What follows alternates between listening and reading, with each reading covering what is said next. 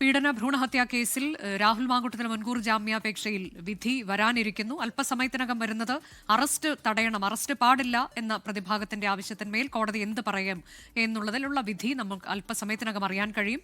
ഇന്ന് വീണ്ടും മുൻകൂർ ജാമ്യാപേക്ഷയിൽ കൂടുതൽ തെളിവുകളുടെ അടിസ്ഥാനത്തിലുള്ള വാദങ്ങൾ നടന്നു. 25 മിനിറ്റോളം ഇന്നത്തെ വാദം ഉണ്ടായിരുന്നു. ഇന്നലെയും 1.5 മണിക്കൂർ, അങ്ങനെ തുടർച്ചയായ 2 ദിവസങ്ങളിൽ 2 മണിക്കൂർ സമയം ഈ വിശദമായി തന്നെ മുൻകൂർ ജാമ്യാപേക്ഷയിൽ പ്രിൻസിപ്പൽ സെഷൻസ് കോടതി വാദം കേട്ടു.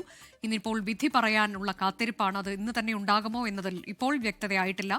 അല്പസമയത്തിനകം തന്നെ അറസ്റ്റ് തടയണം എന്നതിൽ കോടതിയുടെ തീരുമാനം അറിയാൻ കഴിയും. മനീഷ് മഹിപാൽ വിശദാംശങ്ങളുമായി. മനീഷ്, അല്പസമയത്തിനകം നമുക്കറിയാം അറസ്റ്റ് ചെയ്യാൻ കഴിയുമോ എന്നുള്ളതിലുള്ള കോടതിയുടെ തീരുമാനം. അങ്ങനെ ഘട്ടം ഘട്ടമായി ഓരോ വിഷയത്തിൽ വിധി പറയുന്നതിലേക്ക് കോടതി പോവുകയാണ്. വിവരങ്ങൾ. അനുജ, ഇപ്പോൾ സമയം 12:53. 1 മണിക്കാണ് ഉച്ചഭക്ഷണത്തിനായുള്ള കോടതിയുടെ ഇടവേള.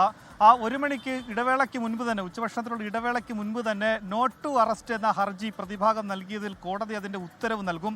സ്വാഭാവികമായി തന്നെ എന്ത് ഉത്തരവ് നൽകിയാലും ഇതിൽ രണ്ടാമത്തെ FIR നിലവിൽ രാഹുൽ മാങ്കൂട്ടത്തിനെതിരെ നിലനിൽക്കുന്നതാണ്. ആദ്യ കേസിലെ FIR ആണ് കോടതി പരിഗണിക്കുന്നതും. അതിലെ മുൻകൂർ ജാമ്യ ഹർജിയിലാണ് വാദങ്ങൾ കേട്ട് അതിൻ്റെ അന്തിമ വിധി കൂടി കോടതി പറയാനിരിക്കുകയാണ്. പക്ഷേ ഇവിടെ നോട്ട് ടു അറസ്റ്റ് എന്ന ഹർജി കോടതി പരിഗണിച്ച് ഇനി അറസ്റ്റ് ചെയ്യേണ്ട എന്ന തീരുമാനത്തിലേക്ക് കോടതി എത്തി. അത്തരം നിർദ്ദേശം SITക്ക് കൈമാറിയാൽ കൂടി SITക്ക് രണ്ടാമത് നൽകിയ പെൺകുട്ടിയുടെ പരാതിയിൽ എടുത്ത ബലാത്സംഗം അടക്കമുള്ള വകുപ്പുകളിൽ കേസെടുത്ത SITക്ക് സ്വാഭാവികമായും തന്നെ രാഹുൽ മാങ്കൂട്ടത്തിൻ്റെ അറസ്റ്റ് രേഖപ്പെടുത്താം. നിലവിൽ രാഹുലിൻ്റെ അരികിൽ അന്വേഷണ സംഘം എത്തിക്കഴിഞ്ഞു. ഇന്ന് 1 മണിക്ക് ശേഷം ഈ നോട്ട് ടു അറസ്റ്റിലെ വിധി കോടതി പറഞ്ഞ ശേഷം ഇന്നോ നാളെയോ വാദം പൂർത്തിയായ ശേഷം ഈ മുൻകൂർ ജാമ്യാപേക്ഷയിൽ കോടതി വിധി പറയും. ആ സമയം അതുവരെയും അന്വേഷണ സംഘത്തിന് ഏറെ നിർണായകമായിട്ടുള്ള സമയമാണ്. ഇനി നോട്ട് ടു അറസ്റ്റ് പറഞ്ഞാലും ഞാൻ നേരത്തെ സൂചിപ്പിച്ചതുപോലെ അന്വേഷണ സംഘത്തിന് രാഹുലിനെ യഥാവിധി തന്നെ അറസ്റ്റ് ചെയ്യാൻ സാധിക്കും. പക്ഷേ ഇവിടെ ഒരു സാവകാശം പ്രതിഭാഗത്തിന് ലഭിക്കുക. ഇന്നലെ ഈ കേസുമായി ബന്ധപ്പെട്ട് കോടതിയിൽ പരിഗണിക്കുന്ന സമയത്തൊന്നും FIR രജിസ്റ്റർ ചെയ്തിരുന്നില്ല. രണ്ടാമത്തെ പരാതിയിൽ ഇന്നലെ വൈകിട്ടോടുകൂടി തന്നെ FIR രജിസ്റ്റർ ചെയ്തതോടുകൂടി തന്നെ പ്രതിഭാഗത്തിൻ്റെ പല നീക്കങ്ങളും, അതായത് പ്രതിഭാഗം ഇതിൻ്റെ ഭാവി തീരുമാനങ്ങൾ അല്ലെങ്കിൽ ഭാവി നീക്കങ്ങൾ എന്ന് കരുതിയിരുന്ന രാഹുലിൻ്റെ അടക്കമുള്ള നീക്കങ്ങളൊക്കെ തന്നെ തിരിച്ചടിയായിട്ടുണ്ട്. ഇത്തരത്തിൽ രണ്ടാമത്തെ കേസ് പ്രോസിക്യൂഷനും SITക്കും വലിയൊരു പിടിവള്ളിയാണ്. ഈ കേസിന് മുൻകൂർ ജാമ്യാപേക്ഷ പരിഗണിച്ച് മുൻകൂർ ജാമ്യം നൽകുകയാണെങ്കിൽ തന്നെ രാഹുലിനെ രണ്ടാമത്തെ കേസിൽ അറസ്റ്റ് ചെയ്യാൻ അന്വേഷണ സംഘത്തിന് സാധിക്കും.